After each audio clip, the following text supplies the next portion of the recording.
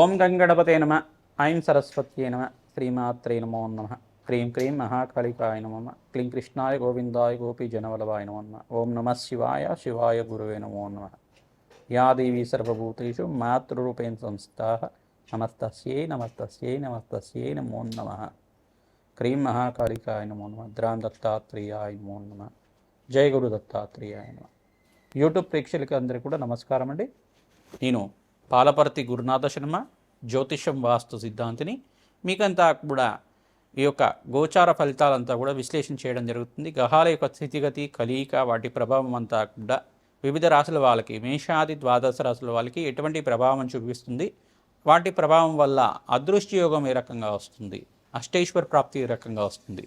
ప్రధానంగా చూసుకుంటే ఈరోజు మనం చెప్పబోయే విషయం ఏంటిదంటే, ప్రధానంగా శుక్రుడి యొక్క మార్పు, నవంబర్ నెల మాస ఫలితాల్లో భాగంగా శుక్రుడి మార్పు అంతా కూడా ఏ రకంగా మేషాది ద్వాదశ రాశుల వాళ్ళకి ఫలితాలంతా కూడా తెప్పడం జరుగుతుంది. ప్రధానంగా గ్రహస్థితి అంతా కూడా చూసుకుంటే మీనరాశిలో శనీశ్వరుడి సంచారం జరుగుతుంది. కుంభరాశిలో అంతా కూడా రాహు సంచారం, ఈ యొక్క కేతు సంచారం అంతా కూడా సింహరాశిలో సంచారం జరుగుతుంది.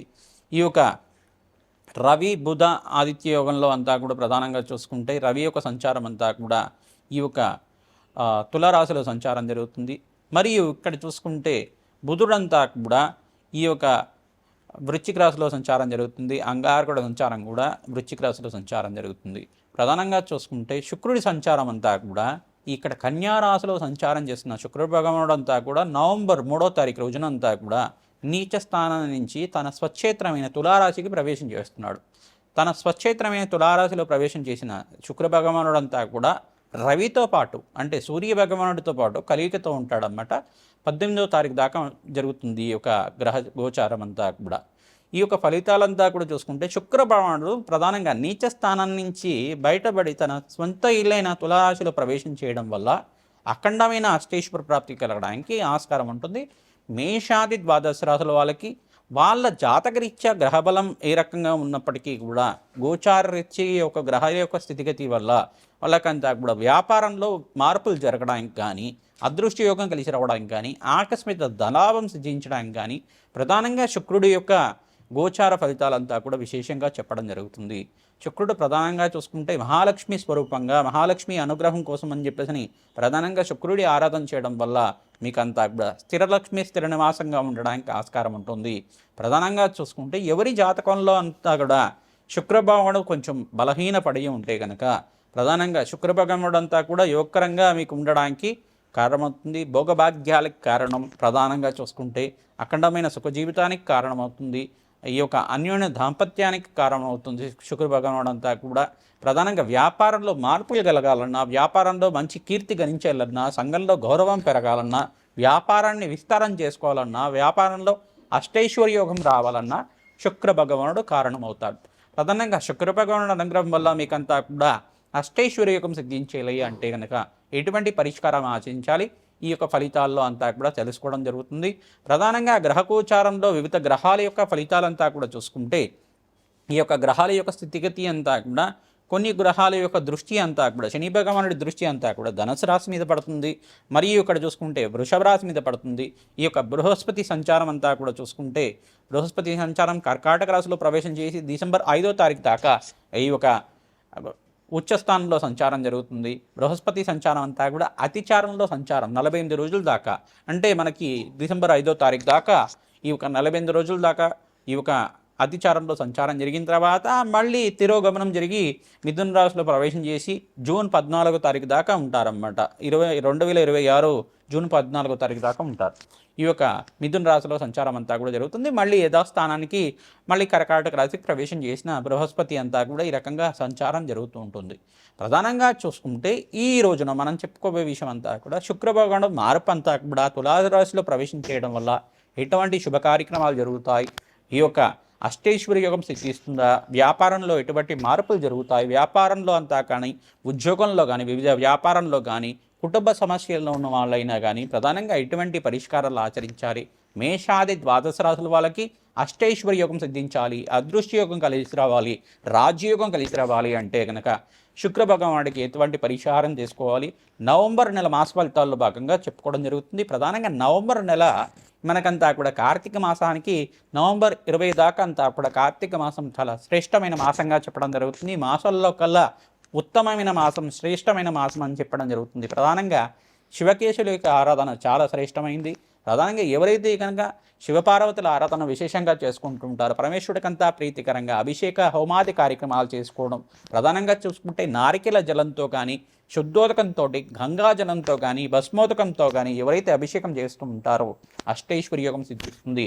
ప్రధానంగా మారేడు దళాలతోటి ఈ యొక్క లక్షపత్రి పూజ అనేది కార్యక్రమం అంతా కూడా దేవాలయ ప్రాంగణంలో చేస్తూ ఉంటారు. అటువంటి దివ్యమైన కార్యక్రమం అంతా కూడా పుణ్య కార్యక్రమాన్ని ఆచరించడం వల్ల అదృష్ట యోగం కలిసి వస్తుంది. మహాలక్ష్మి ప్రీతికరంగా మారేడు దళాలతోటి, తులసి దళాలతోటి అర్చన విధానం చేయించుకోవడం వల్ల నిత్యమంతా కూడా మహాలక్ష్మీదేవికి అంతా కూడా త్రిసూక్త విధానంగా యజ్ఞాధికరతులు ఆచరించడం వల్ల, లక్ష్మీ కుబేర శాంతి హోమాది కార్యక్రమాలు చేయడం వల్ల అదృష్ట యోగం కలిసి వస్తుంది. ప్రధానంగా గోమాత సేవ ఎవరైతే నిత్యమంతా కూడా చేసుకుంటూ ఉంటారో మీకంతా కూడా ఆకస్మిక ధన లాభం, ధనయోగం సిద్ధించడానికి ఆస్కారం ఉంటుంది. మేషాది ద్వాదశ రాశుల వాళ్ళకి గోచారీత్యా శుక్రుడి మార్పు వల్ల ఎటువంటి ఫలితాలు వస్తాయో తెలుసుకుందాం. మకర రాశి జాతకులకి నవంబర్ నెల మాస ఫలితాల్లో భాగంగా శుక్రుడి మార్పు వల్ల అదృష్టయోగం ఏ రకంగా కలిసి వస్తుందో తెలుసుకోవడం జరుగుతుంది. ఎటువంటి పరిష్కారాలు ఆచరిస్తే కనుక మహాలక్ష్మి కరుణా కటాక్షాలు లభిస్తూ ఉంటాయి. వ్యాపారంలో లాభాలు గణించాలంటే ఎటువంటి పరిష్కారాలు ఆచరించాలో తెలుసుకోవడం జరుగుతుంది. ప్రధానంగా చూసుకుంటే శుక్రుడి మార్పు అంతా కూడా తులారాశిలో ప్రవేశం చేస్తున్నారు. రవి భగవానుడితో పాటు కలయిక ఈ యొక్క నవంబర్ 18వ తారీఖు దాకా ఉంటుంది. తద్వారా మీకంతా కూడా విపరీత లాభాలు గణించడానికి ఆస్కారం ఉంటుంది. సప్తమ స్థానంలో బృహస్పతి సంచారం అంతా కూడా ఉచ్చస్థానంలో మీకంతా కూడా బృహస్పతి యొక్క శుభవీక్షణ రాశి మీద పడడం వల్ల అదృష్టి యోగము, ఆకస్మిక ధనలాభం సిద్ధించడానికి ఆస్కారం ఉంటుంది. అఖండ లాభాలు సిద్ధించడానికి ఆస్కారం ఉంటుంది.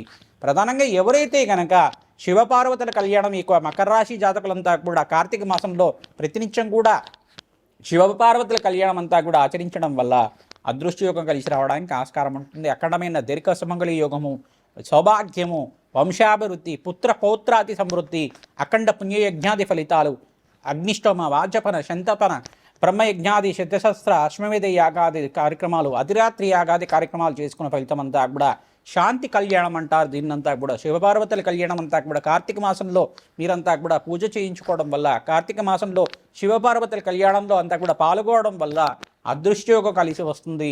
అన్నాభిషేకం చేయించుకోవడం కానీ, లక్షపతి పూజ చేయడం వల్ల మీకంతా కూడా అఖండ లాభాలు సిద్ధించడానికి ఆస్కారం ఉంటుంది. ప్రతినిత్యం కూడా అరుణాచలేశ్వరాయ నమః నామాన్ని ఆచరించడం వల్ల మాసాంతంలో మీకంతా కూడా పరమేశ్వరుడు అనుగ్రహం వల్ల మంచి శుభవార్తలు వింటూ ఉంటారు. అష్టైశ్వర్యోగం సిద్ధిస్తుంది. వ్యాపారంలో మార్పులు కలగడానికి ఆస్కారం ఉంటుంది. స్త్రీలకు విశేషంగా దీర్ఘ సుమంగళి యోగం సిద్ధించడానికి ఈ యొక్క మాసంలో అఖండమైన పుణ్యప్రాప్తి కలగడానికి ఆస్కారం ఉంటుంది. ధనధాన్యాది సమృద్ధి కలగడానికి స్త్రీలకు విశేషంగా అంతా కూడా ఈ మాసంలో అంతా కూడా అఖండ పుణ్యప్రాప్తి కలగడానికి శుక్రుడి మార్పు వల్ల స్త్రీ కారకుడైన శుక్రుడు అంతా కూడా అఖండ సౌభాగ్యాన్ని ప్రసాదించే విధంగా మారుతున్నాడు. కావున రాజయోగం సిద్ధిస్తుంది. సంఘంలో గౌరవం పెరగడానికి ఆస్కారం ఉంటుంది. అదృష్టయోగం కలిసి రావడానికి ఆస్కారం ఉంటుంది. ప్రతినిత్యం కూడా మీరు అమ్మవారికి ప్రీతికరంగా, మహాలక్ష్మీదేవి ప్రీతికరంగా తామర పూలతోటి, మారేడు దళాలతోటి అర్చన విధానం చేసుకోవడం, శ్రీసూక్త విధానంగా మూలమంత్ర సహితంగా సంపుటితంగా లక్ష్మీ కుబేర శాంతి హోమాది కార్యక్రమాలు విశేషంగా పౌర్ణమి వేళల్లో ఆచరించడం వల్ల అదృష్టయోగం కలిసి వస్తుంది. శివపార్వతుల కళ్యాణం ఆచరించడం, దీపదానం చేయడం, శాలిగ్రామ దానం చేయడం అదృష్టయోగం కలిసి రావడానికి, లక్ష్మీనారాయణ కళ్యాణం అంతా కూడా ఆచరించడం వల్ల మీకంతా కూడా వంశాభివృద్ధి కలగడానికి, శీఘ్ర కళ్యాణ యోగం సిద్ధించడానికి, మకర రాశి జాతకులకంతా కూడా వివాహాది శుభకార్యాలు జరగడానికి ఆస్కారం ఉంటుంది. ప్రధానంగా మీరంతా కూడా వెంకటేశ్వర స్వామి వారికి ప్రీతికరంగా తులసిమాలను ప్రతినిత్యం కూడా సమర్పించడం వల్ల అదృష్టయోగం కలిసి వస్తుంది. బంధుమిత్రుల యొక్క సహాయ సహకారాలు లభిస్తూ ఉంటాయి. ఖర్చులు కూడా విపరీతంగా పెరుగుతూ ఉంటుంది. ప్రధానంగా శ్రమతో కూడిన సంపాదన పెరుగుతుంది. మాసాంతంలో మంచి శుభవార్తలు వింటారు. మాసాంతంలో మీకంతా కూడా శుక్రుడు బృహస్పతి అనుకూలత వలన మీకంతా కూడా అఖండ లాభాలు, వ్యాపారంలో లాభాలు కలగడానికి ఆస్కారం ఉంటుంది. ఈ యొక్క టెక్స్టైల్ రంగంలో వాళ్ళు కానీ, సినీ రంగంలో వాళ్ళకి కానీ మంచి శుభవార్త వినడానికి, మంచి అవకాశాలు సిద్ధించడానికి ఆస్కారం ఉంటుంది. ఫైనాన్షియల్ ఇన్వెస్ట్మెంట్ చేసుకునే వాళ్ళు నవంబర్ 25 తారీఖు తర్వాత మంచి ఇన్వెస్ట్మెంట్ అంతా కూడా ప్రారంభించుకోండి. అదృష్టయోగం కలిసి రావడానికి ఆస్కారం ఉంటుంది. ప్రతినిత్యం కూడా ఖడ్గమాల స్తోత్ర పఠనం చేసుకోవడం, శివపార్వతుల కళ్యాణం ఆచరించడం అదృష్టయోగానికి కారణమవుతుంది. శ్రీమాత్రే నమః.